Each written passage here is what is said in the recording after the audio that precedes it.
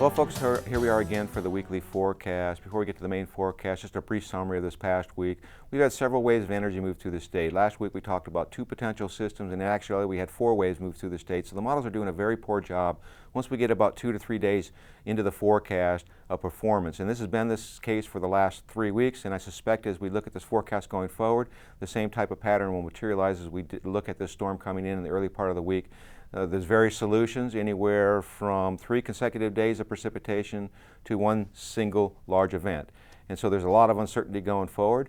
But the one thing we do note is that we had our first taste of severe weather in close proximity to Nebraska, with the tornado watch issued in northeastern portions of Kansas and western portions of Missouri during the Thursday time frame, as we've seen that precipitation shield moved across the state. And in its wake, of course, we've seen the wind, and before it we've seen some excessive winds. And now we're starting to see the results of the trough building into the eastern United States, with a ridging pattern taking place for this week, and that should bring some nice weather. So let's take a look at the upper models and see how the system will progress. So here's this trough that's moved through over the last 24 hours. In its wake, we're starting to get nice ridging of high pressure building in. That should warm our temperatures up dramatically from yesterday. And we have a piece of energy that's starting to approach the western United States. It's expected to move into the central Rockies as we get into tomorrow. And that will start to approach western Nebraska as we get into tomorrow evening. And then it will start to move its way into southern Minnesota as we get into the day on Monday, which should generate some precipitation on the backside across northern Nebraska and western Nebraska in the form of either rain or snow, and lighter chances of precipitation in southeast Nebraska. So as we get into Monday, here's this system. It's going to bring a little bit of a cool fetch in, so it's probably going to be fairly cloudy across a good portion of the state during Monday, and yet another system starts to approach from the western United States.